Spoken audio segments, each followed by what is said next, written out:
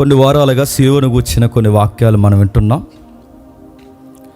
ఆంగ్లంలో, ఇంగ్లీష్లో ఒక సామెత ఉంది. ప్రభు అయిన యేసుక్రీస్తు వారు ఈ జనరేషన్లోకి వచ్చిన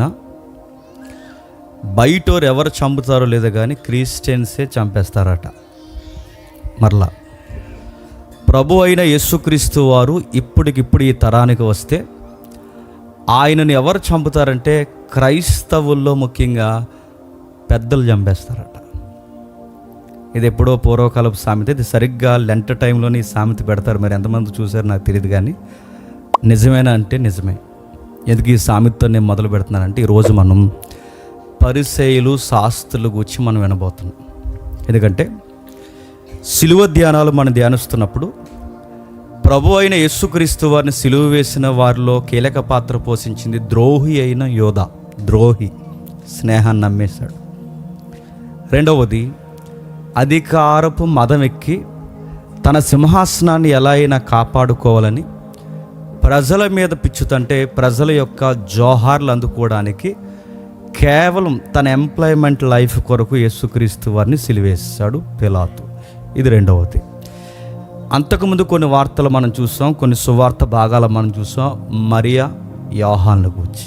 ఇప్పుడు ఈరోజు మనం ఆయన సిలువ ఘట్టంలో ఎవరెవరు ఏ విధంగా వ్యవహరించారో చూస్తున్న భాగంలో ఒకటి పరిసయ్యులు శాస్త్రుల గురించి చూద్దాం. ఒకసారి మత్తయి సువార్త 26వ అధ్యాయం, మత్తయి సువార్త 26వ అధ్యాయం 3-4 వచనాలు.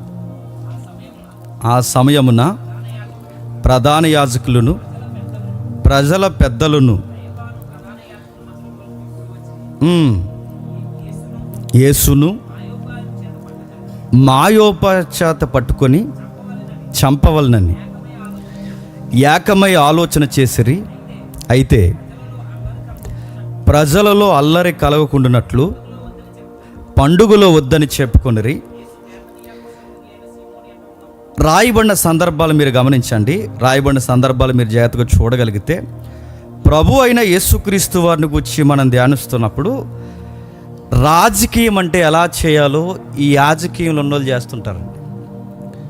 నిజంగా బయట రాజకీయాల కన్నా ఈ పెద్దవి ఇవి రాజకీయాలు వీళ్ళు చేసింది ఆ రోజు సిలువ సన్నివేశాల్లో వాళ్ళు చేస్తున్నది అక్కడ రాస్తున్నది చూడండి. ఆ 3 వచనం ఎంత విచిత్రంగా ఉందో. ఆ సమయమున ప్రధాన యాజకులను ప్రజల పెద్దలను కైపాను ప్రధాన యాజకులు మందిరములోనికి కూడి వచ్చి ఏం చేస్తున్నారు? ప్లాన్ చేస్తున్నారు. ఏ విషయం మీద ప్లాన్ చేస్తున్నారు? ప్రభు అయిన యేసుక్రీస్తు వారిని ఎలా చంపేయాలని ప్లాన్ చేస్తున్నారు. వారు ఆ నిర్ణయాలు, ఆ ఆలోచన వాళ్ళు తీసుకుంటున్నప్పుడు కొన్ని విచిత్రమైన సన్నివేశాలు, కొన్ని భాగాలుగా మనం విడదీసుకుంటే ఒక మాట అయితే మనకి తారసపడుతుంది. ప్రభు అయిన యేసుక్రీస్తు వారు అరణ్యానికి పోయినా వేల మంది వచ్చేసేవారు, మందిరం దగ్గరికి వచ్చినా వేల మంది వచ్చేసేవారు. ఆయనకి పబ్లిక్లో ఫేమ్ నేమ్ ఆ రోజుల్లో చాలా ఎక్కువ ఉంది. ఆ రోజుల్లో 5,000 మందికి, మీరు గమనించండి, 2,000 సంవత్సరాల క్రితం 5,000 మందికి భోజనాలంటే ఎంత పెద్ద విషయం అండి. ఈ రోజుల్లో మన పెళ్ళికే 5,000 మంది వచ్చారంటే ఇంకా మనం అప్పుల పాలు అయిపోతాం. మనం ఈ రోజుల్లో మన పెళ్ళికి 5,000 మంది ఏం రారు.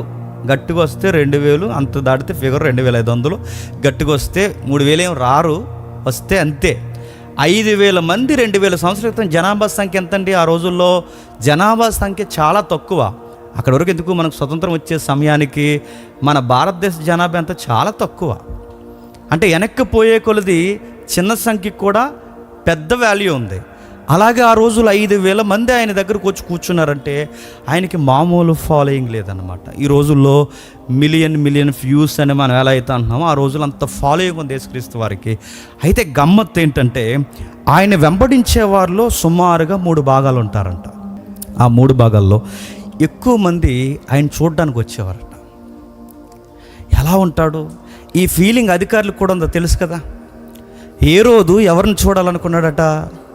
యేసుక్రీస్తు వారిని చూడాలంటే చూడాలనుకునే ఫీలింగ్ సెలబ్రిటీలకు ఉంది. ఆయన చూడాలనుకున్న ఫీలింగ్ సామాన్యులకు ఉంది. ఆయన్ని చూడాలనుకోవాలనుకున్నది రాజదర్బార్లో కూడా ఉంది. ఆయన్ని చూడడానికి కూడా చాలామంది వచ్చేవారు. రెండోది ఎవరు ఉండేవారు? ఆయన చుట్టూ ఆరాధించేవారు కూడా ఎక్కువ ఉండేవారు. అంటే ఆయన దేవుని కుమారుడుగా దేవుడుగా నమ్మి ఆయన ఆరాధిస్తున్నవారు కూడా ఎక్కువ మంది వచ్చేవారట. ఇక మూడోది విచిత్రమైన కేటగిరీ. మూడోది ఎవరంటే ఆయన ఎలా తప్పుబట్టాలని కొన్ని టీమ్స్ తిరిగేవట. ఆ టీమ్స్లో ఒక టీమే పరిసయ్యులు, ప్రజల పెద్దలు. ఎవరు? పరిసయ్యులు, ప్రజల పెద్దలు. అంటే ఈ 3 కేటగిరీలు చూడండి. ఒకటి, ఆయన ఫేమ్ కోసం వచ్చేవారు చూడాలండి. 2, ఆయన ఆరాధించేవారు వచ్చేవారు. 3, ఆయన్ని ఎలా ద్వేషించి ఎలా ఇరికించాలని తప్పులు పట్టడానికి సేపర్ సెల్స్ తిరిగినట్టు తిరిగేవారట కూడా. ఇలాంటి కేటగిరీకి సంబంధించిన వారే ఈ పరిసయ్యులు, పెద్దలు అన్నమాట. వీళ్ళు ఏం చేశారంటే యేసుక్రీస్తు వారితో వాళ్ళకి చాలా డిస్కషన్ జరిగిపోయింది. ఎందుకు డిస్కషన్ జరిగిపోయింది? నీతితో ప్రారంభమైన ధర్మశాస్త్రాన్ని మతంగా అలవాటు చేసుకున్నారు. నా పదాలు కొంచెం పెద్దగా ఉంటే కొంచెం అర్థం చేసుకునే ప్రయత్నం చేయండి. అంటే నీతితో ప్రారంభమైన ధర్మశాస్త్రపు ఆజ్ఞను వాళ్ళు ఎలా చేసుకున్నారంటే దాన్ని మతంగా మార్చేశారు. మార్చేయాలని మార్చేయలేదు, అనుకోకుండా మార్చేశారు. మరలా మార్చేయాలని మార్చేయలేదు, స్వనీతితో మార్చేశారు. ఎప్పుడు గుర్తుపెట్టుకోండి, మనం మారిపోతున్నామని మనకు తెలియకుండానే మారిపోతాం. మనం మత ప్రాక్టీస్లోకి వెళ్ళిపోతున్నాం మనకు తెలియదు. బాగానే ఉన్నామన్న ఫీలింగే మనం మతోన్మాదులుగా మనం తయారు చేస్తుంది. అలానే తయారైపోయారు. అందుకే చూడండి, పాత నిబంధనని దేవుడు ప్రజల్ని, బాగా వినండి, పాత నిబంధనలో దేవుడు ప్రజల్ని కంట్రోల్ చేయడానికి పెట్టిన వ్యవస్థే పెద్దల వ్యవస్థ. తెలుసు కదా, పెద్దల వ్యవస్థ. గోత్రకర్తలు, గోత్ర పెద్దలు. మనం చదువుకున్నాం కదా, గోత్ర పెద్దలు, గోత్రకర్తలు. అంతకుముందు తరగతిలో మనం మాట్లాడుకున్న గోత్రానికి ఒకడు ఉంటాడు కదా, ఇన్ఫార్మర్స్కి అక్కడ బయటకు పంపించినప్పుడు. వీళ్ళ పెద్దలు అంటే దేవుడు మంచి ఉద్దేశంతోనే వాళ్ళు పెట్టాడు పెద్దలుగా. వాళ్ళకు కొన్ని కమాండ్స్ ఇచ్చాడు, ఇది ఖచ్చితంగా మీరు పాటించాలన్నారు. దేవుడు విచిత్రం ఏంటంటే వాళ్ళకు కొంత పవర్ ఇచ్చాడు వాళ్ళకి. ఆ పవర్ని వాళ్ళు ఏం చేశారంటే దుర్వినియోగం చేశారు. పవర్ మనుషుల్ని పాడు చేస్తుందా అంటే చెప్పండి, పాడు చేస్తుంది. ఈ పవర్ వాళ్ళని పాడు చేసింది. అంటే వీళ్ళని పెద్దలుగా పెట్టాడు, వీళ్ళని అధికారులుగా పెట్టాడు, ప్రజలకు నీతి న్యాయాలు జరిగించేవారుగా పెట్టాడు, వాళ్ళకి ధర్మశాస్త్రం ఇచ్చాడు.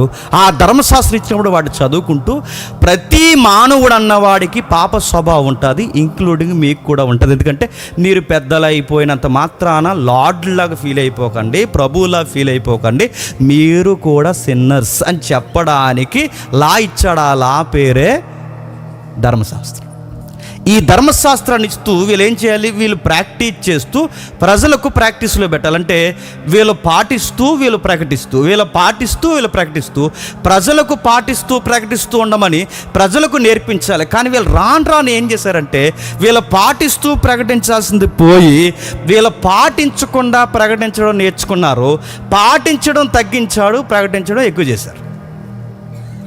ఎప్పుడైతే వీళ్ళు పాటించడం తక్కువ చేసి ప్రకటించడం ఎక్కువ చేసి, మేకపోతే గాంభీర్యాలు, నిలువుటంగీలు, నెత్తి మీద టోపీలు, సంత వీధిలో వందనాలు పెట్టుకుని ఇలాగ ఎప్పుడైతే వీళ్ళు తిరుగుతున్నారో అప్పుడప్పుడు ప్రవక్తలు, నీతిమంతులు వచ్చి వాళ్ళ మొఖాల మీద వేలు పెట్టి మీరు తప్పు చేస్తున్నారని ప్రశ్నించారు. నా మాటలు అర్థమవుతుంది లేదో, పరిసయ్యులని తెగాల వచ్చిందో వాళ్ళ మొఖాల మీద ఏలిపెట్టి చెప్పారు, మీరు పాటించట్లేదు, ప్రకటిస్తున్నారు. అది యేసుప్రభువు వారు కూడా కోట్ చేస్తారు. ఏమనంటే వారు చెబుతున్నది మీరు వినండి తప్ప వాళ్ళ ప్రవర్తన మాత్రం మీరు చెప్పండి అనుసరించవద్దు.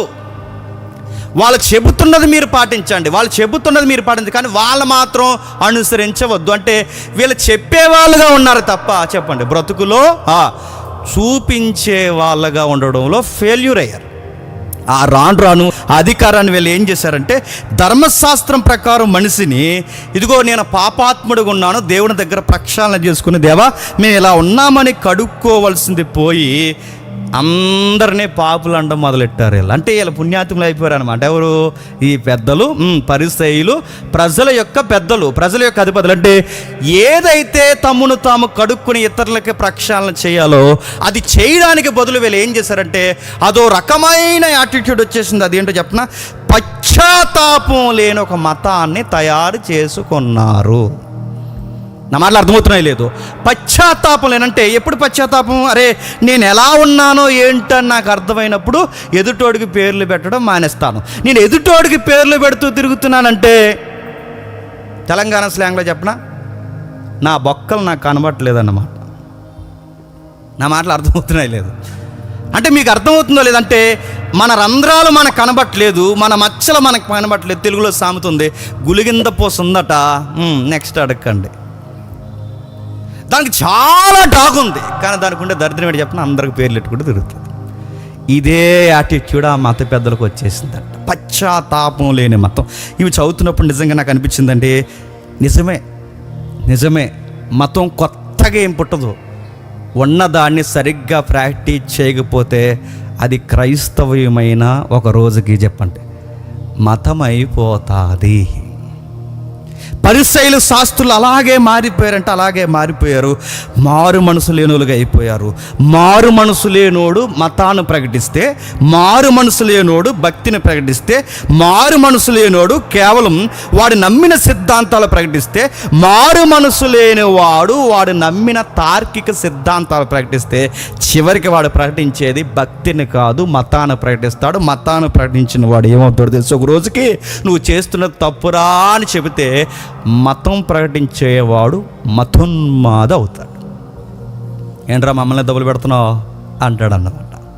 ఏట్రా మాకే ఇల్లెత్తి చూపిస్తున్నావు అంటాడన్నమాట. అంటే వాడు ఒప్పుకోడు, ఎందుకంటే వాడు మచ్చలు వాడు కనబడ్డు, వాడు గులిగింత పోస, వాడు ఒప్పుకోడు, వాడు మచ్చలు వాడికి కనబడవు. అందుకే ఈ మత పెద్దలు ఎందుకు ఇలా మత పెద్దలుగా మారిపోయారంటే వీళ్ళ సొంతంగా ఒక ప్రాక్టీస్ మొదలుపెట్టారు.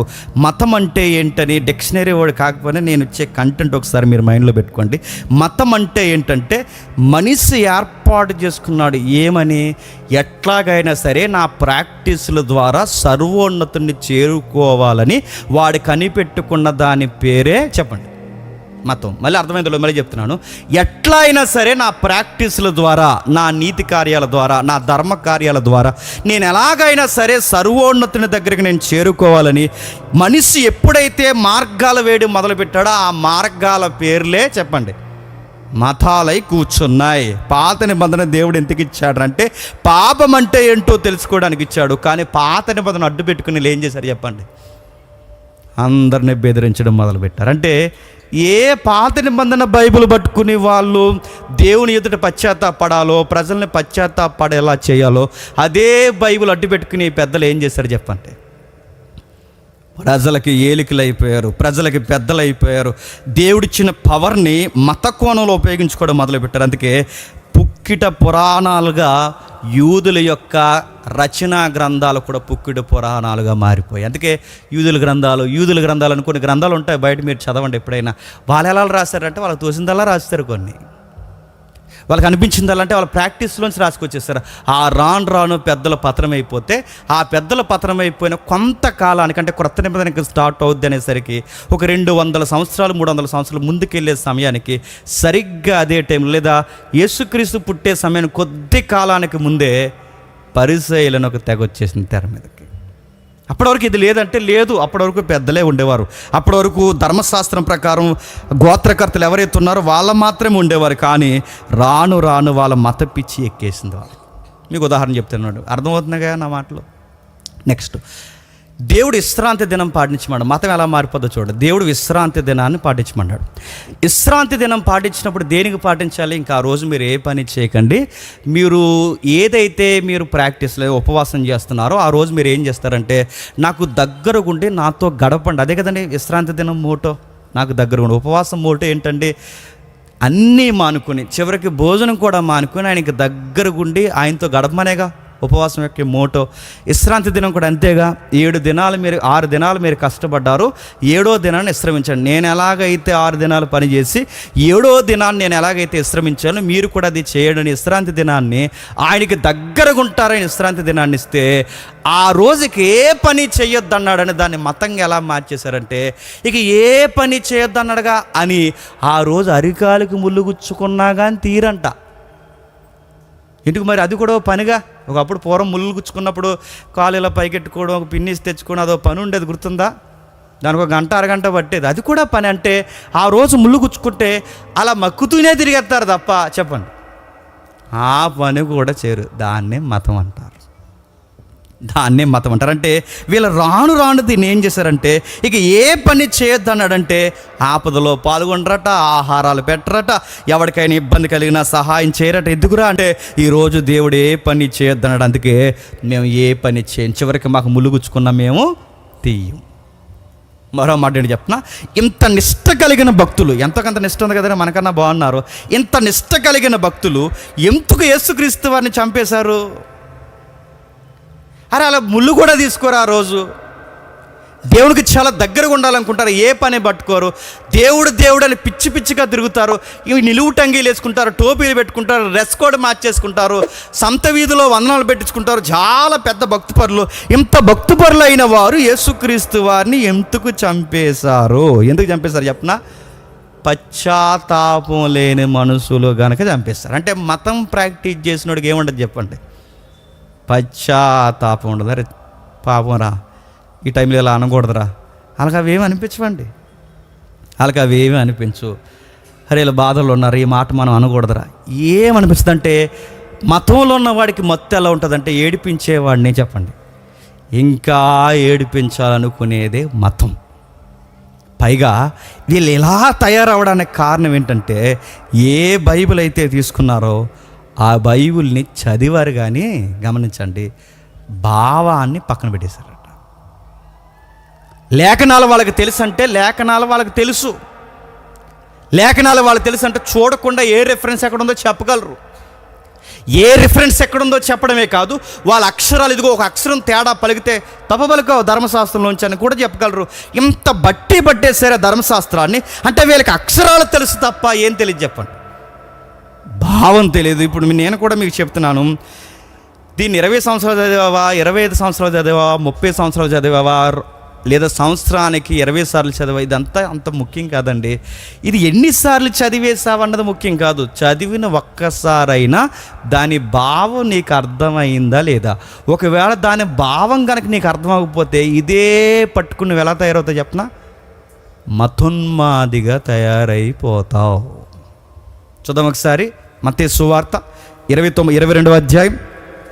మత్తయి సువార్త 22వ అధ్యాయం. మత్తయి సువార్త 22వ అధ్యాయం 29వ వచనం. అందుకు యేసు లేఖనములను కానీ దేవుని శక్తిని కానీ ఎరుగక మీరు పొరబడుచున్నారు. ఏంటట? వాళ్ళకి ఏం తెలియదట? నిత్యము లేఖనాలు చదివిన వాళ్ళకి ఏం తెలియదు చెప్పండి? లేఖనం తెలియదు. రోజు వాళ్ళ బైబిల్ చదివిన వాళ్ళకి ఏం తెలియదు చెప్పండి? బైబిల్ తెలియదు. వారు ప్రతిదినం వారు సమాజ మందిరంలో కూర్చున్న వాళ్ళకి ఏం అర్థం అది చెప్పండి? ఆ లేఖనం ఏంటో అర్థం కాదంటే చదవడం ప్రాముఖ్యం కాదు. నాకు ఆ రిఫరెన్స్ తెలుసు, నాకు ఈ రిఫరెన్స్ తెలుసు, నాకు ఆ థియాలజీ తెలుసు, నాకు ఈ థియాలజీ తెలుసు, నాకు ఇది తెలుసు, అది తెలుసు కాదు. నువ్వు ఎన్ని తెలుసు అన్నది కాదు, నీకు తెలియాల్సిన భావం నీకు తెలుసా తెలియదా? నీకు భావాలు అర్థమవుతున్నాయా లేదా? అక్కడ విషయం ఏదైతుందో అది అర్థమవుతుందా లేదా? అది అర్థమవట్లేదు. నేను అడుగుతున్నాను, ఐఏఎస్ ఐపీఎస్లు బైబిల్ చదవరా? వాళ్ళు చదువుతారు కానీ వాళ్ళకి అర్థమవుతుంది. డాక్టర్ల బైబిల్ చదవరనుకుంటున్నారు, వాళ్ళు చదువుతారు కానీ వాళ్ళకి భావాలు అర్థం కావు. అక్కడ వరకు ఎందుకండి, 4వ తరగతి చదివినోడు చాలా చక్కగా ఇక్కడ నిలబడి బైబిల్ బోధించగలడు. నేను అడుగుతున్నాను, పిహెచ్డీలు ఆలా ఈలా సుప్రీంకోర్టులో లాయర్ని మీరు తీసుకొచ్చి ఇక్కడ ఒక గంట బైబిల్ చదివిన తర్వాత ఆ కంటెంట్ ఏంటో బోధించమని చెప్పండి. వాళ్ళ వల్ల అవ్వదు, సుప్రీంకోర్టు జడ్జి వల్ల కూడా అవ్వదు. అంటే నేను మళ్ళీ చెప్తాను, బైబిల్ అంత ఈజీగా ఎవరికి అర్థం కాదు. అర్థం కాని బైబిల్ని మాకు అర్థమైపోయింది అనుకున్నారు ఎవరు? పరిశీలన చేస్తారు.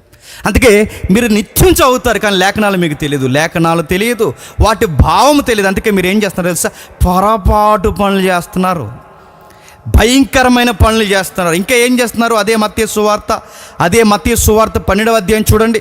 అదే మత్తయి సువార్త 12వ అధ్యాయం మొదలు వచ్చి నుండి, అదే మత్తయి సువార్త 12వ అధ్యాయం మొదలు వచ్చి నుండి, ఆ కాలమందు యేసుక్రీస్తు వారి విశ్రాంతి దినమున పంట చేలలో పడి వెలుచుండగా ఆయన శిష్యులు ఆకలిగొని ఎన్నులు త్రుంచి తినసాగిరి.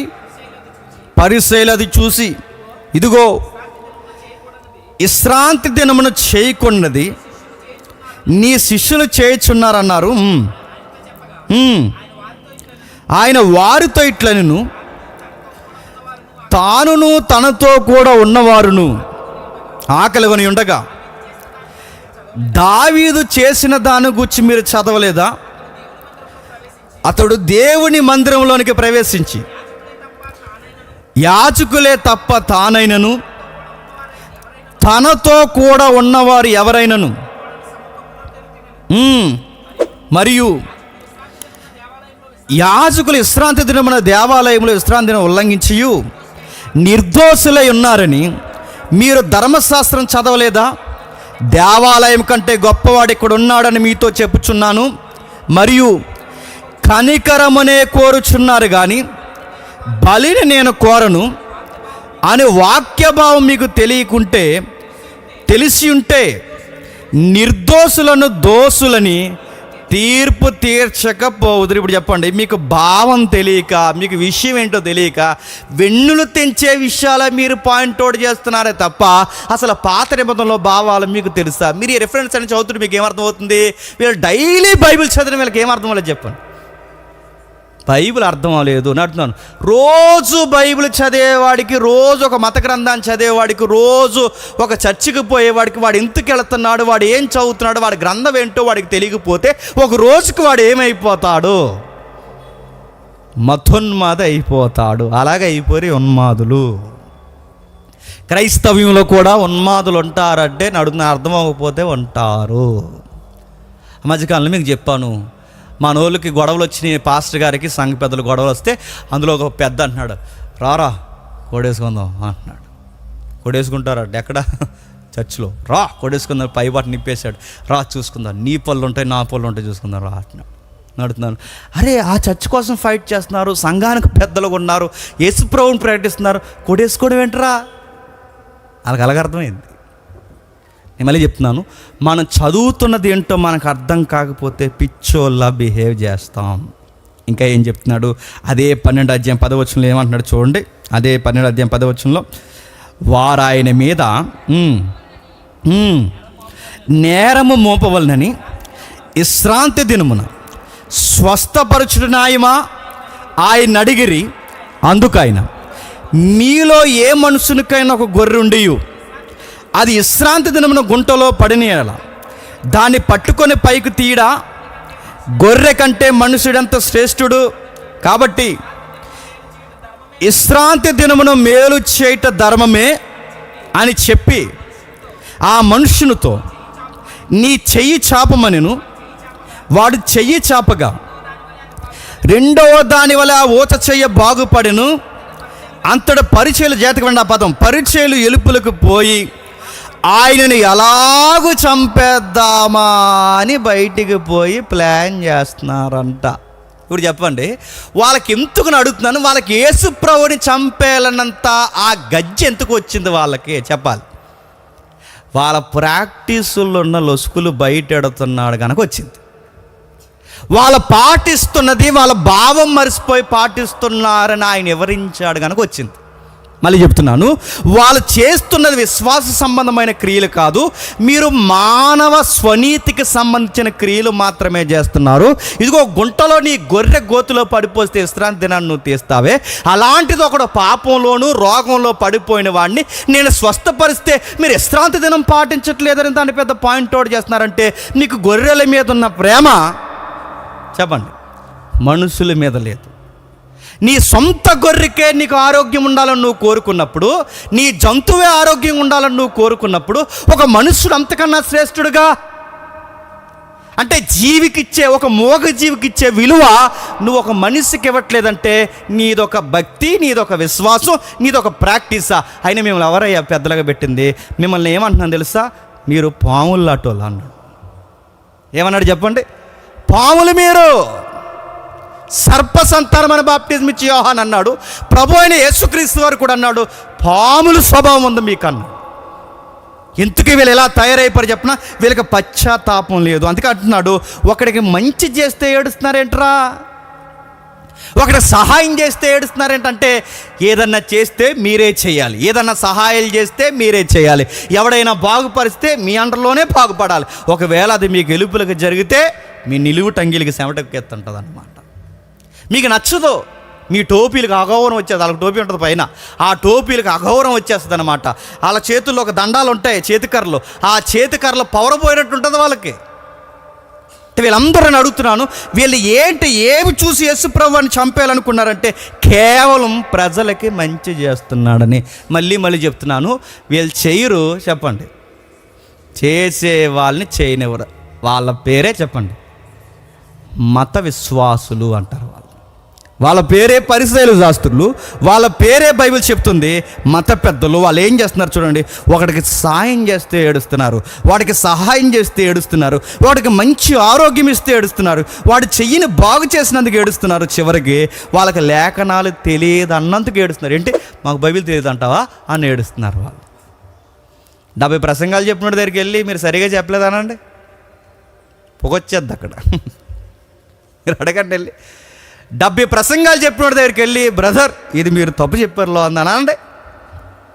పట్టున్నవాడైతే గ్రిప్ ఉన్నవాడైతే ఎవరిస్తాడు, గ్రిప్పు లేనివాడైతే చెప్పండి నీకు పొగొచ్చేలా చేస్తాడు. పరిసయ్యుల శాస్త్రులు పరిసయ్యుల శాస్త్రులు చేస్తున్న పని అదే చేస్తున్నారు చూడండి. వాళ్ళు ఒప్పుకోవడం లేదు. ఇంకా వీళ్ళు ఏం చేస్తారు, వీళ్ళ యాటిట్యూడ్ ఇంకా ఏం చేస్తారు.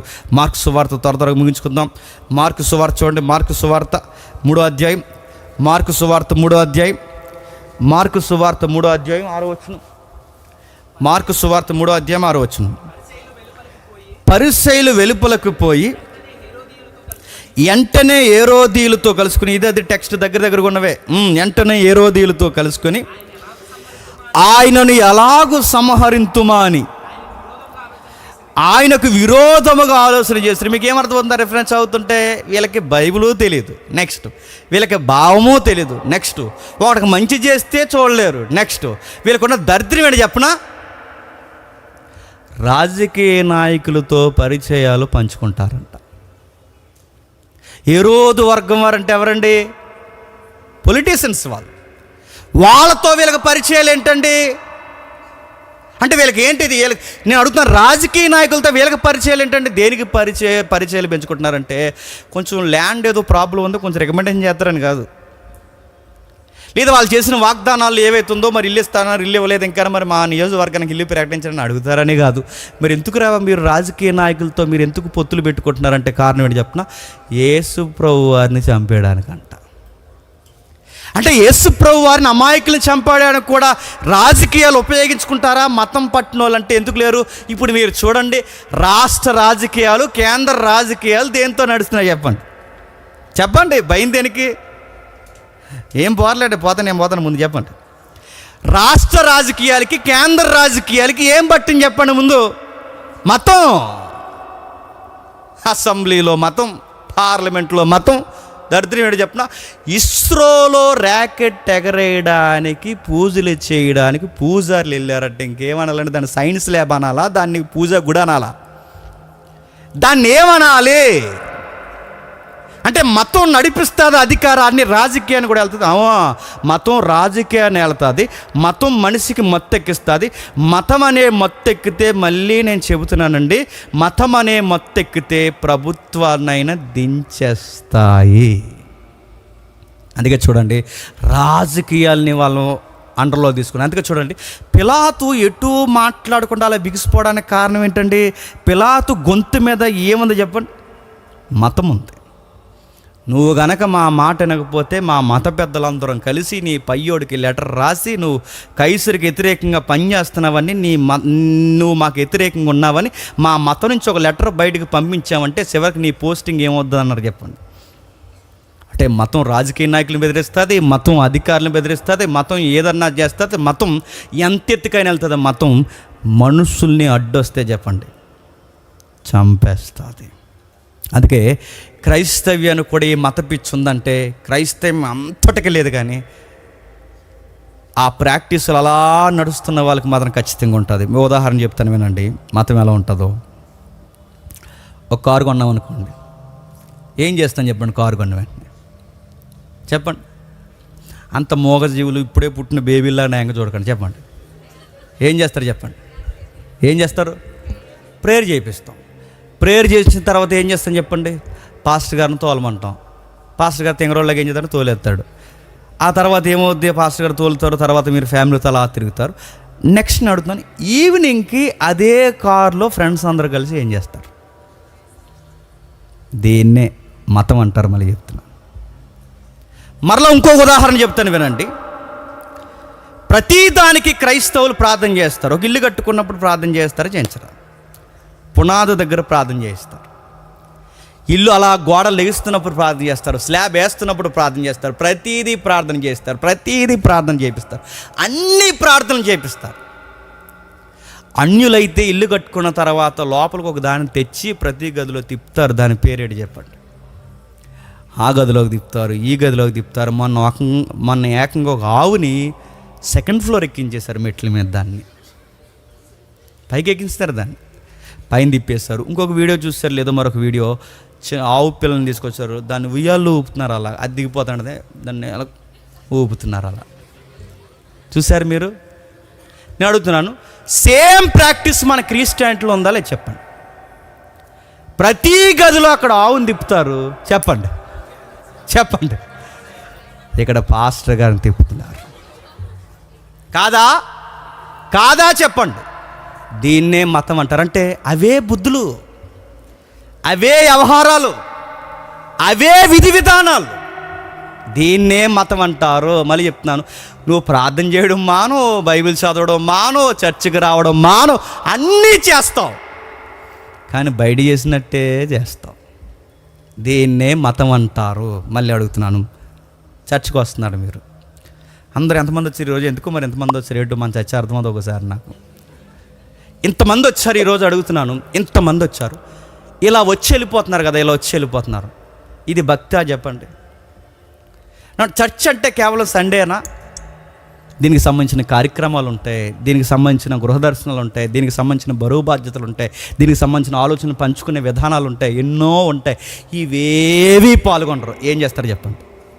నాకు ఆదివారం వస్తారు, జేమ్స్ బ్రదర్ మెసేజ్ వింటారు, హాయ్ అంటారు, బాయ్ అంటారు, వెళ్ళిపోతారు. నడుతున్నారు. దీన్ని ఏమంటారు? మతమే అంటారు. నువ్వు ఒక అలవాటు పడ్డావు, ఒక అలవాటుగా చేస్తున్నావు. మరలా చెప్తాను వినండి. పిల్లలు పుడతారు, పుట్టుదల చేస్తారు. నడుతున్నారు. మనకు ఉందా అది? పుట్టుదల చేస్తారు, ప్రార్థన చేస్తారు, ఉయ్యాలు వేస్తారు, ఊపుతారు, నడుతున్నారు. ఎక్కడవి ఇవన్నీ? ఎక్కడవి? దరిద్రం ఏంటి చెప్పినప్పుడు కొంతమంది సేవకులు మొదలు ఉన్న బాధాకరమైన విషయం, పాస్టర్ గారికి తెలుసు ఆ పనులు చేయకూడదు, ఈ పనులు ఇవి జరిగించకూడదు అని తెలుసు, కానీ అది చెయ్యకపోతే పాస్టర్ గారు చేయనంటే కొంతమంది ఏం చేస్తారు చెప్పండి? తిరగబడిపోతారు. వాళ్ళని అనలేక, ఆయనకి చెప్పలేక, వాళ్ళని ఏమి అనలేక, ఆయనకి చెప్పలేక చాలామంది దైవజనులు ఉన్న మొదలు ఉన్న మాట అని చెప్పిన, ప్రభు ఎందుకు వచ్చాను ప్రభు ఆ సేవకని బాధపడే సేవకులు లేరు చెప్పండి. నా భక్తి ఏదో నేను చేసుకుంటే పోయేది, వీళ్ళందరినీ నేను రిప్రజెంట్గా ఉండి వీళ్ళు చేసే పనులు నాకు నచ్చకపోయినా చేయాల్సి వస్తుంది. నీకు ఇలా చేస్తే నీకు నచ్చదు, నేను ఇలా చేయకపోతే వీళ్ళు నాతో ఉండరు, నేనేం చేయాలి ప్రభు? లేరు చెప్పండి ఇలాంటివి. ఇది మతం. మనం ఎంత చెప్పినా వినరు, పెళ్లి చేస్తారు. ఆ పెళ్లి టైంలో బయట లేవు అక్షంతలు వేస్తారు. అక్షంతలు వేస్తే మన వాళ్ళు కొంతమంది సి అంటున్నారని వాటి బదులు ఏం కలిపారు చెప్పండి? ఆ పూలు చల్లుతున్నారు.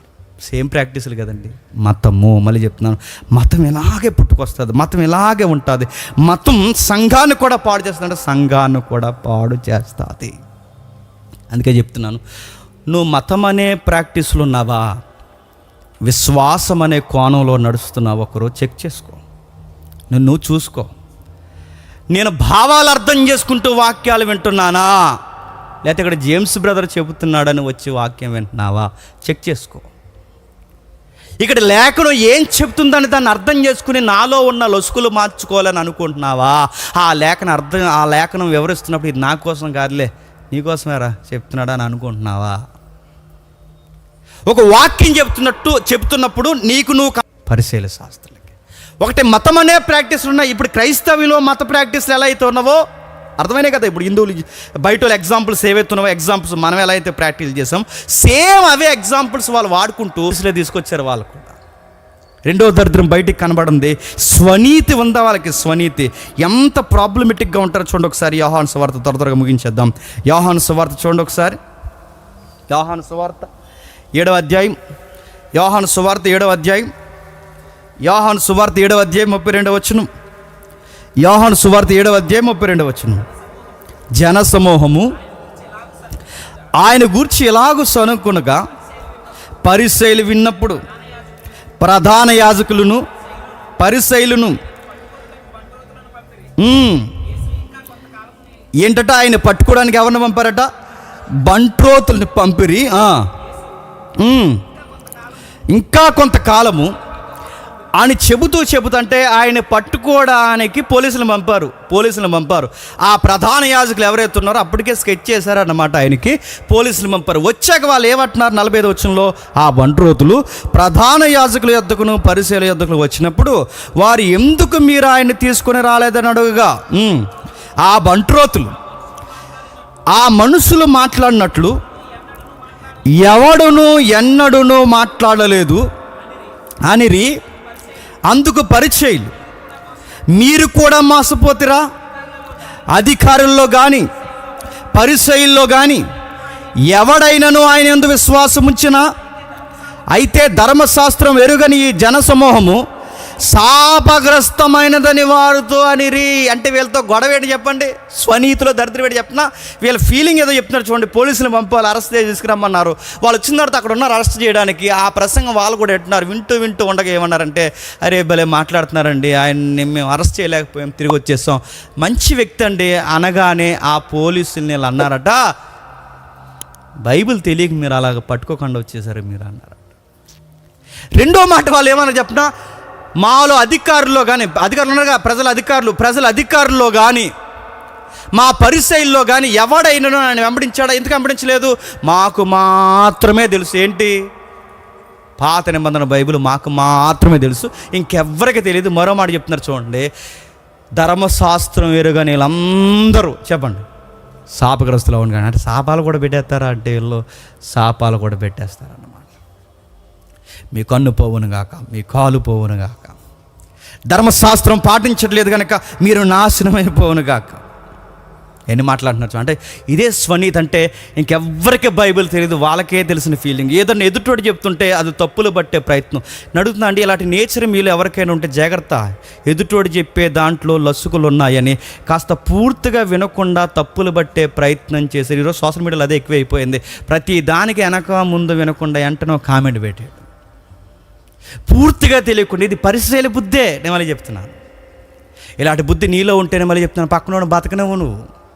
ఇలాంటి బుద్ధి నీలో ఉంటే మళ్ళీ చెప్తున్నాను, ఎవరిని సుఖంగా ఉండనేవు నువ్వు. నీ ఎదిరింటి ఇల్లును కూడా నువ్వు సుఖంగా ఉండనివ్వు, ఒక కాపురాన్ని కూడా సుఖంగా ఉండనివ్వు. ఎందుకంటే అది ఒక బుద్ధి. అది వీళ్ళకి అదే బుద్ధి ఉంది. ఇక ఎవ్వరికీ బైబిల్ తెలియదు, ఎవ్వరు మంచోళ్ళు కాదు. మరి ఎవరు మంచోళ్ళు? వీళ్ళే మంచోళ్ళు అంట. ఇంకేముంది చూడండి, వీళ్ళకి ఎంత భయం లేని స్వనీతి వీళ్ళకి ఉందో చూడండి, ఎంత భయం లేనిది. ఇదే యోహాను సువార్త 9వ అధ్యాయం, 26వ వచనం చూడండి. అందుకు వారు, నీ కన్నులు ఎలాగూ తెరిచినని మరలా వారిని అడుగగా వాడు,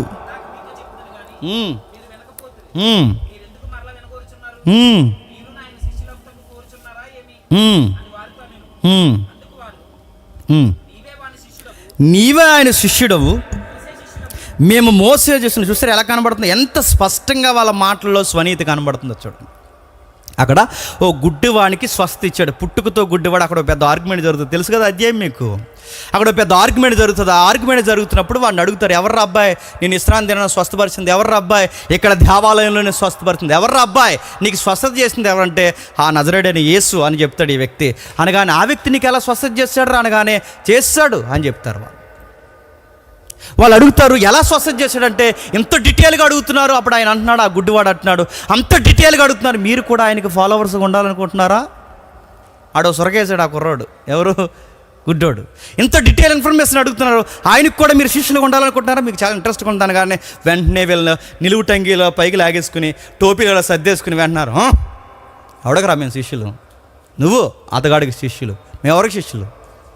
మేము మోసే శిష్యులు. మీకు ఏం కనబడుతుందంటే రిఫరెన్స్ అవుతుంటే వీళ్ళ స్వనీతి ముఖం మీద ఉందండి అలాగా. అంటే ఏది ఒప్పుకోరన్నమాట, మేము ఎవరి శిష్యులం కాదు, మేము మోసేకి మాత్రమే శిష్యులు. ఎంత పొగరబెట్టిపోయి మాట్లాడతారు. కిందికి చూడండి, కిందికి. దేవుడు మోసేతో మాట్లాడినని ఈడు చూసారు యేసుప్రభువుని ఎవరట? వీడు ఎక్కడి నుండి వచ్చాడో మాకు తెలియదు,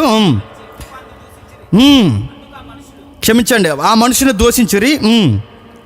చదువు.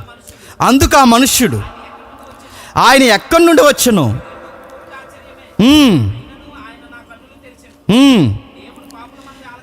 దేవుడు పాపుల మనవి ఆలకింపడని ఎరుగుదుము.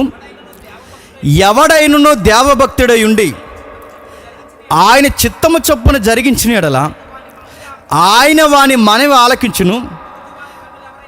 పుట్టుగుడ్డువాడు కన్నులు ఎవరైనను తెరిచినట్లు లోకము పుట్టినప్పటి నుండి వినబడలేదు. ఈయన దేవుని యొద్ద నుండి వచ్చిన వాడు కాని యెడల వారితో చెప్పను. అందుకు వారు, చూడండి ఎంత మాట అంటున్నారు, చూడండి ఏమంటున్నారు? నువ్వు కేవలం పాపివురా, మేమెవరని చెప్పండి, మేము పుణ్యాత్మురా, పాపులు అంటే వింటరా అన్నారంట.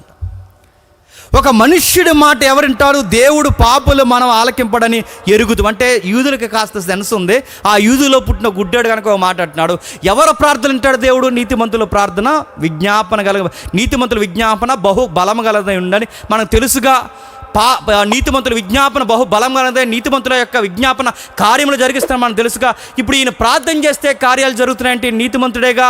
ఇప్పుడు నాకు స్వస్థ జరుగుతుందంటే ఆయన గొప్పోడేగా, ఆయన దేవుడి దగ్గర నుంచి వచ్చినట్టేగా. పుట్టుకతో గుడ్డివాడు ఎవడైనా కళ్ళు వచ్చినట్టు జాబితా లెక్కలు ఉన్నాయా? చరిత్రలో లేవుగా.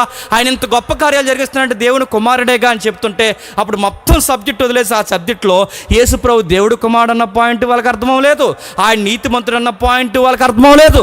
వాళ్ళకి అర్థమైందల్లా ఒక్కటే, చెప్పండి, మేము పాపులం కాదు, చెప్పండి, మీరే పాపులు. చూసారా నడుతున్నా? ఇలాంటి బుద్ధి ఈరోజు నడుతున్నాను. సంఘాల్లో లేవా?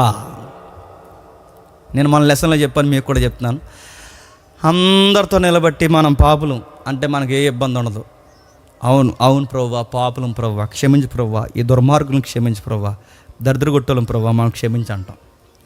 అలా కాకుండా అలా లేపి దిలీప్ పాపి లే అన్నాను అనుకోండి, దిలీప్ అన్న ఏమంటాడు చెప్పండి? అవునవును చాలా పెద్ద పాపులు మేము అంటాడా? అండా చెప్పండి ఖచ్చితంగా. మనుషులతో ప్రాబ్లం ఎప్పుడు వస్తుంది చెప్పనా? గుంపులో ఒప్పుకునే విషయాలు ఉంటాయి, సింగిల్గా నిలబెడితే చెప్పండి ఒప్పుకోగలేరు గనక ఒప్పుకోలేరు. యేసుప్రభు వారి నీతి ముద్ర అంటే వాళ్ళకి నచ్చట్లేదండి.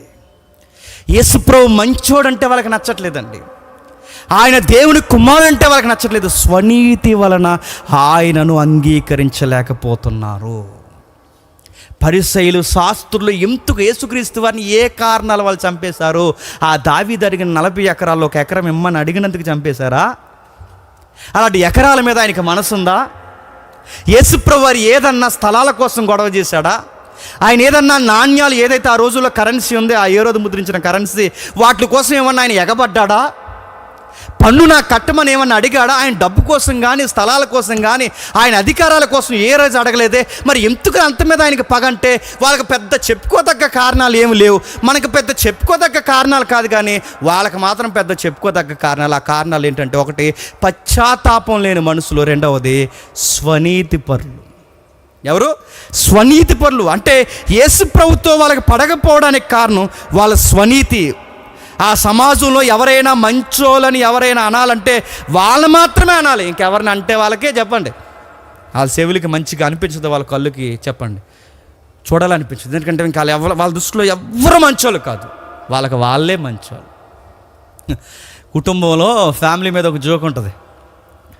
నిజానికి సమయం సందర్భం కాకపోతే చదువుతున్నాను, కొంచెం కంటెంట్ మీకు అర్థమవుద్దని జస్ట్ చెప్తాను, వినండి. ఎప్పుడో ఫేస్బుక్లో చదివాను నేను.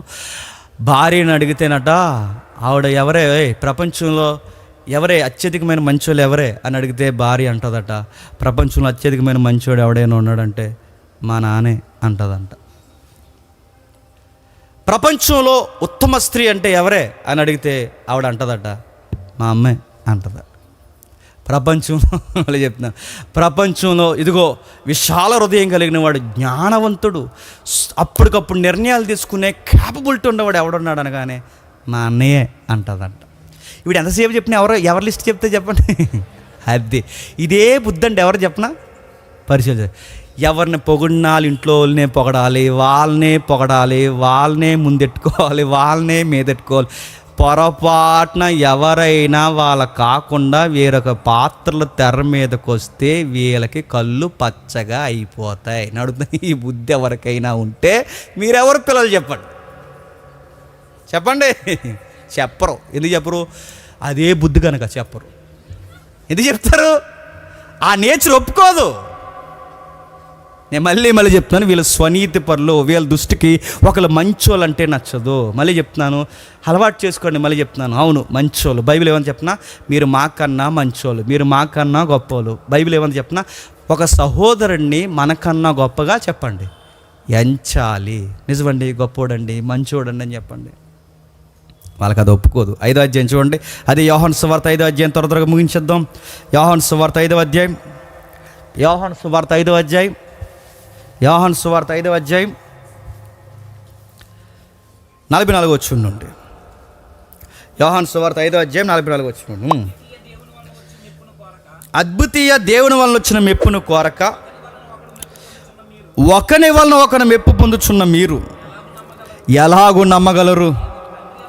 నేను తండ్రి యొద్ద నేను మీ మీద నేరము మోపుదునని తలంచుకుడి.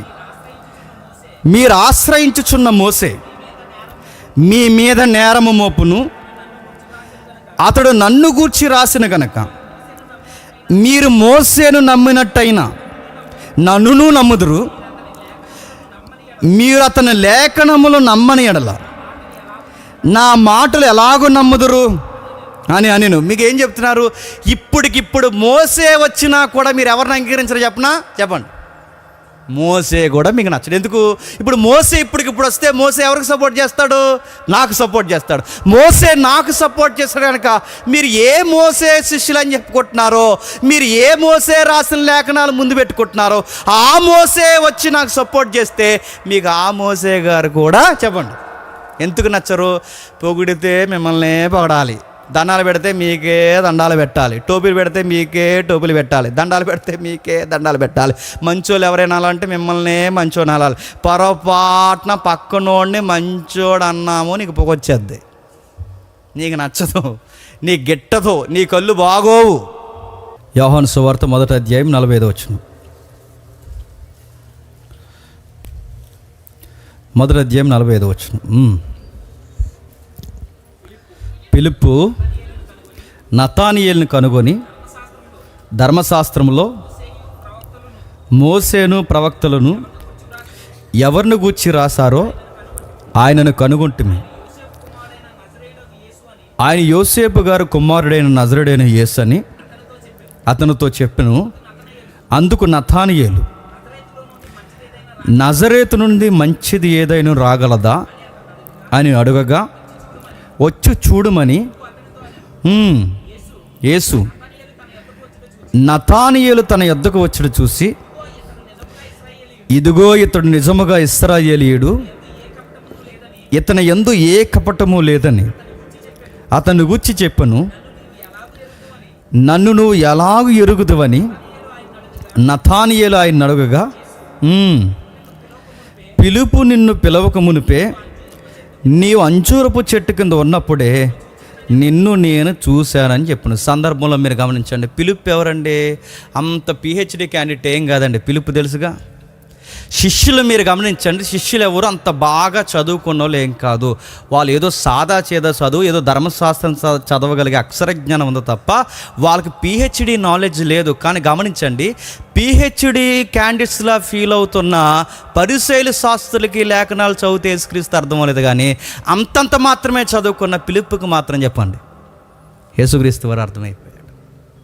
అది ఎలా సాధ్యమంటే మళ్ళీ చెప్తున్నాను, మీరు గమనించండి. ఎవరికి దేవుడు అర్థమవుతాడు? స్వనీతి ఉన్న వాళ్ళకి అర్థం కాడు. తమ దృష్టికి తాము నీతి, మేము భక్తిగానే ఉన్నాం అనుకుంటారే తప్ప, కానీ లోపల మాత్రం ఇంత విషబీజాలు గూడు కట్టుకున్నాయన్న సంగతి వాళ్ళకైతే. దేవుడు దీనుడిగా శరీరుడిగా వస్తే ఎందుకు వాళ్ళు చంపేశారు? కేవలం వాళ్ళు ఎందుకు చంపేశారో తెలుసా? స్వనీతి వాళ్ళనే చంపేశారు. ఇప్పుడు చెప్పండి, ఇదే ట్రెండ్లోకి యేసుక్రీస్తు వారు మళ్ళీ వచ్చి సంఘ పెద్దల్ని, సంఘ నాయకుల్ని, సంఘాన్ని యేసుప్రభు వారు తప్పులు బట్టి సరిచేయడం మొదలు పెడితే ఈ తరంలో కూడా యేసుక్రీస్తు వారిని ఏం చేస్తారు చెప్పండి ఖచ్చితంగా చంపేస్తారు. నచ్చం. ఎందుకు నచ్చుతాం? ఎందుకంటే అప్పటికే వీళ్ళ మతంలో సీనియర్ సిటిజన్ అయిపోయినప్పుడు వీళ్ళని తప్పులు పడుతుంటే ప్రజల ముందు వాళ్ళకి నచ్చుతుందా? అందుకే నచ్చదు. అందుకే అన్నారు, ఆ ఆంగ్లంలో కూడా మాట్లాడింది. అందుకే ప్రభు అయిన యేసుక్రీస్తు వారు కూడా ఈ తరంలో ఇప్పుడు మనకు వచ్చి సంఘాల మధ్య సంచరిస్తే ఎవరో బయట వాళ్ళు చంపుతారో లేదో కానీ ఎవరు చంపేస్తారో చెప్పండి? క్రైస్తవ నాయకులు, సంఘ పెద్దలు చంపేస్తారు. యేసుప్రభు వారిని పట్టి అప్పగించింది రోమా పెద్దలు కాదు. యేసుప్రభు వారిని పట్టి అప్పగించి ఏ రోజు ముందు పిలాతు ముందు నిలబెట్టింది అన్యులు కాదు. ఎవరు చెప్పండి? రోజు బైబిల్ చదువుతున్న వాళ్ళే యేసుప్రభు వారిని చంపేశారు. మళ్ళీ గుర్తుపెట్టుకోండి, యేసుప్రభు వారు ఇప్పుడు వస్తే ఎవరు చంపేస్తారు? రోజు బైబిల్ చదివే వాళ్ళే చంపేస్తారు. రోజు ప్రార్థన చేసుకున్న వాళ్ళు చంపేస్తారు. రోజు చర్చిలో తిరుగుతున్న వాళ్ళు చంపేస్తారు. మళ్ళీ చెప్పనా, దేవుడు పేరు మీద కార్యక్రమాలు చేసిన వాళ్ళే చంపేస్తారు. యేసుప్రభు వారిని ఎవరు చంపారంటే, ఏ బైబిల్ అయితే యేసుప్రభు వారిని చూపిస్తుందో ఆ బైబిల్ చదివిన వాళ్ళే యేసుప్రభుని చంపేస్తారు. ఎందుకు చంపేస్తారంటే మళ్ళీ అడుగుతున్నాను, వాళ్ళ స్వనీతి వాళ్ళ కళ్ళుకి పొరలగప్పింది. వాళ్ళ స్వనీతి దేవుని కుమారుని స్పష్టంగా చూడకుండా అడ్డొచ్చేసింది. వాళ్ళ స్వనీతి, వాళ్ళ గర్వం, వాళ్ళ పశ్చాత్తాపం లేని హృదయం వాళ్ళకి వాక్యం వింటున్నా చదువుతున్నా వాళ్ళ బుర్రలకు ఎక్కకుండా అడ్డొచ్చేసింది. ఈ మాటలు మీకు ఎలా గుచ్చుతున్నప్పుడు మళ్ళీ కరెంటు పోతే బాగుండు అనిపిస్తే మళ్ళీ చెప్తున్నాను, మీరు పరిసయ్యులు శాస్త్రులే. మీరు ఒప్పుకోకపోయినా పరిసయ్యులు శాస్త్రులే. ఒప్పుకుందాం, ప్రభా ఈ నీచమైన బుద్ధి నాకు ఉంది ప్రభా, నిజంగా ఒకరిని పొగిడితే నాకు నచ్చట్లేదు ప్రభా, ఉంది. అదే పరిసయ్యుల బీజం. అదే ప్రభా నాకు నచ్చట్లేదు ప్రభా, అదే పరిసయ్యుల బీజం. ప్రభు అయిన యేసుక్రీస్తు వారు ఎప్పుడు బాగా వినండి, యెరూషలేము నాశనం అయిపోతున్నప్పుడు ఆశ్చర్యకరమైన ఫీలింగ్ ఇచ్చాడు ఆయన. అంటే ఆ ఎక్స్ప్రెషన్ ఇచ్చాడు. మళ్ళీ అదే అంత పెద్ద ఎక్స్ప్రెషన్ ఎక్కడ ఇచ్చాడు చెప్పిన? పరిసయ్యులు శాస్త్రుల విషయంలో ఇచ్చాడు. ఎన్నిసార్లు చెప్పిన? అయ్యో అయ్యో అయ్యో అని ఎన్నిసార్లు? సుమారు 4-5 సార్లు అయ్యో అని ఆశ్చర్యకరమైన ఆ ఫీలింగ్ ఎవరి దగ్గర ఇచ్చాడు చెప్పండి? పరిసయ్యుల శాస్త్రులు. అయ్యో పరిసయ్యులు శాస్త్రులారా, అయ్యో సమాజ మందిరపు పెద్దలారా, అయ్యో ఒంటెని మింగేసేవారులారా, అయ్యో అయ్యో అని ఎవరిని చూసానాడు చెప్పండి? మిమ్మల్ని చూస్తుంటే ఏమైపోతారు అయ్యో అన్నది ఎవరిని చెప్పండి? అయ్యో అని ఎప్పుడు అంటారు చెప్పండి? చచ్చిపోయిన దగ్గర ఎడతారండి. కానీ యేసుక్రీస్తు వారు చూడండి, అయ్యో అని ఎన్నిసార్లు అన్నాడు? ఒకసారి చూడండి, త్వర ముగించేద్దాం. మత్తయి సువార్త 23వ అధ్యాయం. మత్తయి సువార్త 23వ అధ్యాయం మొదటి 3 వచనాలు చూడండి ఒకసారి. మత్తయి సువార్త 23వ అధ్యాయం మొదటి 3 వచనాలు. అప్పుడు యేసు జన సమూహములతోనూ తన శిష్యులతోని ఇట్లనెను, శాస్త్రులను పరిసయ్యులను మోసే పీఠం మీద, అలా ఎప్పుడు ఆ పీటల మీద కూర్చుంటారు గనుక వారు మీతో చెప్పు వాటిని అన్నిటినీ అనుసరించి, వాళ్ళు చెప్పే సబ్జెక్టులు పర్లేదు ఎందుకంటే లేఖనాన్నే చెబుతారు, వాటిని అనుసరించి గైకొనండి. అయినను వారు చేసే కొన్ని పనులు ఉంటాయి, ఆ పనులు చొప్పున మాత్రం మీరు చేయకూడదు. ఎందుకంటే వాళ్ళు చెబుతారు కానీ చెప్పండి చెయ్యరు. మోయశక్యము కాని భారములను బరువులను కట్టి మనుషుల భుజముల మీద వారు పెట్టుదురే కానీ తమ వేలుతోనైనను కనీసం వాటిని చెప్పండి. ఏం పోలికండి అది? మోయలేని బరువులు, మోయలేని కొలతలు మాత్రం పెట్టి మీరు ఎలా ఉండాలి, మీరు ఎలా ఉండాలి, మీరు ఎలా ఉండాలి. అదే స్కేల్ నువ్వు పెట్టుకోరా అంటే చెప్పండి, ఏలు కూడా కదపరట. ఎప్పుడు మీరు గమనించండి, నేను ఈ మాట అంటున్నాను, ఏమి ఇబ్బంది పడకండి.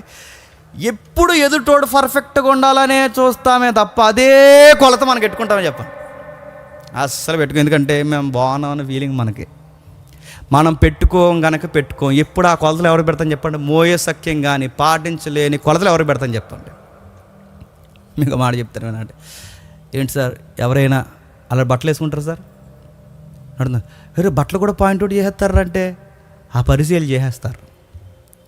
వేసుకుంటారు సార్, నల్ల సొక్క వేసుకుంటారు సార్, ఎవరైనా చర్చికి నల్ల సొక్క ఎవడన్నా వేసుకొస్తారు అంటారు. వాళ్ళు నల్ల సొక్కలు వేసిరాకూడదు, రకరకాలు ఉండకూడదు అంటే వాళ్ళు పాయింట్అవుట్ చేస్తారు.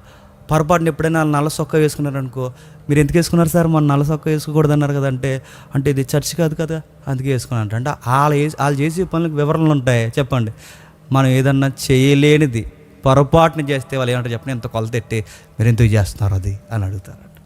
అంటే పరిచయాలు శాస్త్రులు ఎలాంటి చెప్పినా వాళ్ళు చేయరు, కానీ అందరినీ చెప్పండి చేయమంటారు. వాళ్ళు బరువులు పెడతారు, ఇంచేను చెప్పరు.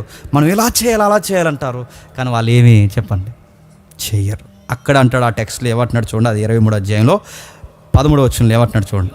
అయ్యో వ్యాసదారులైన, వీళ్ళకి దరిద్రం ఉంది ఏంటి చెప్పండి. అయ్యో చెప్పండి, వ్యాసం పైన ఒక వ్యాసం, వ్యాసదారులైన శాస్త్రులారా, పరిసయ్యులారా. 16వ వచనం, అయ్యో అంధులైన మార్గదర్శులారా.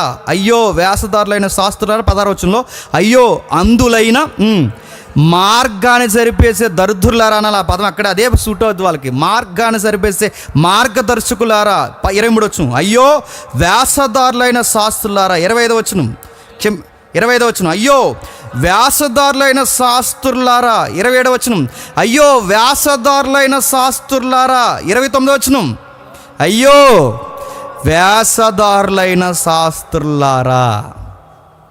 ఇప్పుడు చెప్పండి, వీళ్ళన్న ప్రమాదం ఏంటి చెప్పండి. నీతిమంతులా తిరుగుతుంటారు అన్నమాట. అలా నీతిమంతుల్లాగా, అలా నీతిమంతుల్లా తిరుగుతుంటారు, అలా నీతిమంతుల్లా తిరుగుతుంటారు. నేను చాలాసార్లు చెప్పాను, మళ్ళీ ఒకసారి చెప్తాను. ఒక ఆయన యాత్రికులం, పరదేశుకు పోవలసిన వారం, భూమి మీద నిలువరమైన గుడారం లేదు మనకని చెప్పిన ఆయనే 3 అంతస్తులు బిల్డింగ్ కట్టేసాడు ఆయన. ఆ రోజు ఆయన చూసి వాళ్ళకి పక్కన వాళ్ళకి, ఆయన శిష్యులు ఉంటారు కదా, వాళ్ళకి మతిపోయింది. వాళ్ళకి ఇదేంటి యాత్రికులం పరదేశం అన్న ఎంత బిల్డింగ్ కట్టేసాడు ఈయనంటే, సార్ ఎందుకు సార్ ఇది కట్టారని అడిగితే ఏదో ఎవరినిచ్చాడు. ఆ తర్వాత అప్పుడు అనుకున్నాడు, ఇతను చూశాడు. ఇతను చూసిన తర్వాత మీరు గమనించండి, అతను పోగేయడం ఇతను కల్లారా చూశాడు, ఈడు కూడా పోగేయడం నేర్చుకున్నాడు. ఎలా పాడవుతారంటే మళ్ళీ చెప్తున్నాను, అది ఉంటుంది చూసారా దరిద్రం. ఆ పోగేసుకుని ఇక్కడ ఉన్నప్పుడు చూడండి ఎంత భక్తుల్లాగా మీరు ముసుగులు వేసుకున్నారు, మీరు చేతులు కట్టుకున్నారు. బైబిల్ ఇది ఒరిజినల్ చెప్పండి, నిజంగా ఒప్పుకోండి, నిజంగా ఇది ఒరిజినల్. ఆ గేట్ దాటిన వెంటనే వచ్చేస్తుంది చెప్పండి మీ ఒరిజినాలిటీ. ఇంటికి వెళ్ళిన టీవీ పెట్టేస్తారు, ఇంటికి వెళ్ళిన సినిమాలు పెట్టేస్తారు, ఇంటికి వెళ్ళినట్టునే బూతులు మాట్లాడదు, ఇంటికి వెళ్ళినట్టునే వాళ్ళ ఇంట్లో అలాగంట, వీళ్ళ ఇంట్లో ఎలాగంట మాట్లాడేస్తుంటారు, రకరకాల విషయాలు డిస్కషన్ చేస్తారు, నడుతున్నారు. ఇది భక్త. 1 గంట యాసం వేసుకుని కూర్చున్నాం ఇక్కడ, 1 గంట యాసం వేసుకుని కూర్చున్నాం. ఇప్పుడు అడుగుతున్నాను, ఇక్కడి నుంచి వెళ్ళే లోపు ఆ గేట్ లోపలే నీకు ఇంకోటికి ఏమైనా గొడవ అయితే బయటికి రా, చర్చ అయిపోయింది, బయట చూసుకుందాం. బైబిల్ ఉండిపోయింది కాబట్టి బతికిపోయే బ్రదరు. జేమ్స్ ఉండిపోయాడు కాబట్టి, పాస్టర్ గారు ఉన్నారు కాబట్టి ఎందుకు వదిలేస్తున్నాను, పోనీ పాస్టర్ గారు వెళ్ళని చూసుకుందాం. నటన ఈరోజు లేదు చెప్పండి, అంత నటన. నేను అడుగుతున్నాను, క్రైస్తవ్యంలో పెద్దలు, దైవజనులు అందరూ మనం బయట చూస్తున్నదంతా నిజమో చెప్పండి? కాదు. నేను మళ్ళీ చెప్తున్నాను, ఎవరైతే మనం రోల్ మోడల్గా ఫాలో అవుతామో, ఎవరైతే మోడల్ అనుకుంటామో, ఎప్పుడు గుర్తుపెట్టుకోండి, వెనకాల వాడు మనిషే, ఏదో ఒక లోపం ఖచ్చితంగా ఉంటుంది. అందుకే ఆ మనిషిని మీరు ఫాలో అయినప్పుడు వినకూడదు ఏదైనా విన్నారనుకోండి, మీ విశ్వాసములో అలజడి స్టార్ట్ అవుద్ది. అది యేసు ప్రభునే వైపే మీరు చూసారనుకోండి, చెప్పండి ఎన్ని జరిగిపోయిన విశ్వాసం ఇంచు కూడా చెప్పండి కదలదు. పరిసయ్యుల శాస్త్రులు కేవలం స్వనీతి వల్ల చంపేశారు. ఇంకా నేను ముగించేస్తున్నాను. ఇంకా దేనికి చంపేశారంటే అసూయ వలన చంపేశారు. దేని వలన? అసూయ. పిలాతు పాయింట్ అవుట్ చేశాడట. ఆయన కేసులో ఆయనకు నాలెడ్జ్ ఉంది కాబట్టి అసలు ఏ పాయింట్ మీద ఈయన తీసుకొచ్చారు అన్నప్పుడు ఆ పిలాతుకి అర్థమైందట, చచ్చిపోయేంత పాయింట్ ఈయన దగ్గర ఏముందంటే మొత్తం చూశాడు. వాళ్ళు చెప్పిన ఏ కేసులు ఆయన చనిపోయేంత కారణాలు కాదు, దేనివల్ల చనిపోవచ్చురా, అసలు దేనివల్ల నేను అరెస్ట్ చేయమని కోరుతున్నారు, చంపేమని కోరుతున్నారని ఆ కేసును డీప్గా స్టడీ చేసినప్పుడు పిలాతుకు ఒక విషయం అర్థమైంది, అసూయ వల్లనే చెప్పండి చంపాలని చూస్తున్నారని. 1 పశ్చాత్తాపం లేని మనసు, 2 చెప్పండి స్వనీతి, 3 చెప్పండి అసూయ. మీరు ఎక్కడ చూడండి, యేసుక్రీస్తు వారిని అసూయ వల్లనే చంపేశారు. పరిసయ్యుల శాస్త్రులు ఎందుకు యేసుక్రీస్తు వారిని చంపారు? భూముల గొడవ కాదు, అధికారాల గొడవ కాదు, డబ్బు గొడవ కాదు. వీళ్ళ దరిద్రం ఏంటి చెప్పిన, వీళ్ళ లోపల ఇలాంటి దరిద్రాలు అన్నీ తెస్టేసి కూర్చున్నాయి కనుక ఆ నాయకుడిని చంపేశారు. అసూయ ఎంత ప్రమాదకరమైందో మనకు తెలుసు. బైబిల్లో మొట్టమొదటి హత్య దేనివల్ల జరిగింది చెప్పండి? అసూయ వలన. యోసేపును తీసుకెళ్ళి గోతులో చంపేయడానికి 11 మంది తీసుకున్న నిర్ణయం వెనకాల ఏముంది చెప్పండి? అసూయ. సౌలు దావీదును తరమడానికి దాని వెనకాల ఏం పని చేసింది చెప్పండి? అసూయ. దానియేలుని సింహాల బోన్లో వేయడానికి వెనకాల మోటివేషన్ ఎవరు చెప్పండి? అసూయ. ఇంకా మీరు ఎలా చూడండి, అపోస్తులను బయటికి లాగి రాళ్ళు ఇచ్చుకొట్టి చంపారంటే కారణం ఏంటి చెప్పండి? అసూయ. పౌలు సువార్తను ప్రకటిస్తున్నప్పుడు మెడ మీద కత్తి పెట్టి పౌలు నరికేసిన వెనకాల చరిత్ర చెప్తుంది, ఏముందో చెప్పండి? అసూయ. ఆదికాండం నుంచి ప్రకటన గ్రంథం వరకు మీరు మొత్తం చెప్పని చూడండి ఏముంది చెప్పండి. అసూయ చివరికి దేవుడే మానవ ఆకారంలో ఇళ్ళలోనికి వస్తే ఆ దేవుణ్ణి చంపేసిన వెనకాల పెద్ద పేటేసి కూర్చున్న దాని పేరేడు చెప్పండి. అసూయ. అసూయ ఎంత ప్రమాదకరం అంటే నిన్నన్నా తీసేస్తుంది చెప్పండి, పక్కోనైనా తీసేస్తుంది, చివరికి ఎదురుగొచ్చింది మోసే అయినా దేవుడైనా చెప్పండి తీసి బయట కూర్చోబెడుతుంది. అందుకే నేను చెప్తున్నాను, ఆ రోజు ఉన్నట్టే ఈ రోజు ఉన్నారు, ఆ రోజు చేసినట్టే ఈ రోజు చేస్తున్నారు, ఆ రోజు వాక్యం విన్నట్టే ఈ రోజు వాక్యాలు పెట్టినారు, ఆ రోజు వేషధార స్వభావం ఉన్నట్టే ఈ రోజు ఉంటున్నారు, ఈ రోజు కూడా అలానే ఉంటున్నారు కాదా? నీకు రోజు పాటించు, ఒక రోజు నీకు పాట ఆపేసి పక్కోడికి ఇస్తే నీకు ఎలా ఉంటుంది చెప్పు? లేదా? మళ్ళీ అడుగుతున్నాను, నువ్వు వాక్యపట్నం చదువుతున్నప్పుడు నీకు వాక్యపట్నం రోజు ఇచ్చి నీకు ఇవ్వకుండా పక్కోడికి వాక్యపట్నం ఇస్తే నీకు ఎలా ఉంటుంది చెప్పు? కాదా? మళ్ళీ చెప్తున్నాను, రోజు నీ పేరు ఇక్కడ నేను పిలిచిన తర్వాత ఒక రోజు నీ పేరు నేను పిలవకపోతే నీకు ఎలా ఉంటుంది చెప్పు? నీ పక్కన పిలిస్తే నీకు ఎలా ఉంటుంది చెప్పు? మళ్ళీ అడుగుతున్నాను, చెబుతాం కానీ ఇవన్నీ ఉన్నాయా మనకంటే మళ్ళీ చెప్తున్నాను, ఆ పరిచయల బుద్ధులు ఇంకా ఉన్నాయి, ఆ పరిచయల బుద్ధులు ఉన్నాయి. నీకన్నా సంఘంలో పక్కోడిని పొగిడితే, పొరపాటున పక్కోడిని పొగిడితే నీ మైండ్ సెట్ ఎలా పనిచేస్తుందో ఒకసారి ఎవరిని ఆలోచించొద్దు, నిన్ను చెక్ చేసుకో. నీకు పక్కోడిని పొగుడుతుంటే అందరూ మనోళ్ళేగా, మన కుటుంబమేగా అనే హెల్దీ థాట్స్ నీకు వస్తున్నాయా? ఈ ఎదవను పొగుడుతున్నారు ఏంట్రా అని నీకు అనిపిస్తుందా? ప్లీజ్ ఒకసారి చెక్ చేసుకోండి, మనసారా చెక్ చేయ. ఎవరినే మనం పాయింట్అవుట్ చేయొద్దు. నేను మళ్ళీ చెప్తున్నాను, నీకు పక్కవారి పట్ల నీ ఒపీనియన్ ఏంటి? అందుకే పశ్చాత్తాపం లేదు కనుక ప్రభుని చంపారు, స్వనీతి గర్వం ఉంది కనుక ప్రభుని చంపేశారు, అసూయ ఉంది కనుక ప్రభుని చంపేశారు. ఇప్పుడు సంఘాలన్నిట్లో ఉన్నాయిలే చెప్పండి, ఉన్నాయి. ఇప్పుడు ఇలానే సంఘం అంతా ఉంటే ఇప్పుడు మళ్ళీ యేసుప్రభు వారు వస్తే ఏం చేస్తారు చెప్పండి? పశ్చాత్తాపం లేని విశ్వాసులు, స్వనీతిలో బతుకుతున్న విశ్వాసులు, అసూయతో రగిలిపోతున్న పెద్దలు, నాయకులు, ఇలా అందరూ ఇప్పుడు సంఘంలో ఉంటే యేసుప్రభు వచ్చి ఇప్పుడు సంఘం మీద ప్రసంగం చెప్పమంటే ఇన్ని పాయింట్లు బయటకెత్తి చెప్తే ఆ ప్రసంగం మనకు నచ్చుతుంది చెప్పండి? ఖచ్చితంగా యేసుప్రభు వారిని ఏం చేస్తుంది చెప్పండి? నెక్స్ట్ వీక్ మా చర్చికి మీరు చెప్పండి రావద్దుగాక రావద్దంట. ఎవరిని యేసుప్రభు వారిని రావద్దంటాం. ఆయన యేసుప్రభు వారిని తెలిస్తే ప్రాబ్లం, ఆయన తెలియకుండా వస్తే ఏమంటాం చెప్పండి? ఖచ్చితంగా రావద్దు. అందుకే పరిసయ్యుల శాస్త్రుల బుద్ధి ఉంటే జాగ్రత్త. ఈ రోజుకి యేసుప్రభు నువ్వు చంపేస్తావు, ఆ రోజు లేవు కానీ ఖచ్చితంగా ఆ సమాజంలో నువ్వు పుట్టలేదు కానీ ఆ సమాజంలో నువ్వు పుడితే ఖచ్చితంగా నువ్వేం చేస్తావు చెప్పు? వాళ్ళతో పాటు నువ్వు అవే పనులు చేస్తావు. అందుకే వాళ్ళు అన్నారట, అయ్యో మేము ఆ రోజు ప్రవక్తలను చంపుతున్నప్పుడు మా పితరుల కాలంలో మేము ఉంటే మేము అలా చేయకపోదుమే అన్నారట. అప్పుడు అన్నారట ప్రభు అయిన యేసుక్రీస్తు వారు, మీ తండ్రులు మీరు అంత సపోర్ట్ చేస్తున్నారే, ఆ ప్రవక్తల సమాధులకి మీరు సున్నాలు వేస్తున్నారుగా, మీకు దరిద్రం ఏంటి చెప్పనా? మీ తండ్రులు చేసిన పనులు మీరు ఇంకా సపోర్ట్ చేస్తున్నారు. మీ తండ్రులు ప్రవక్తలు ఎందుకు చంపేశారు చెప్పండి? అదే తండ్రులు అంటే వాళ్ళ తండ్రులు ప్రవక్తలు ఎందుకు చంపేశారు చెప్పండి? మోసే ధర్మశాస్త్రంగా పాటించలేదని ప్రవక్తలు వచ్చి చెప్పారు కనుక చంపేశారు. నీతిమంతులు ఎందుకు చంపేశారు చెప్పండి? మీరు బైబిల్ చదువుతున్నారు కానీ మీరు అలా అందులో లేనివి మీరు చేస్తున్నారు కనుక అని చెప్పారు కనుక చంపేశారు. ఇప్పుడు యేసుక్రీస్తు వారిని ఎందుకు చంపేశారు చెప్పండి? మీరు చదివింది ఒకటి చేసేది ఒకటి అని చెప్పాడు కనుక చెప్పండి చంపేశారు.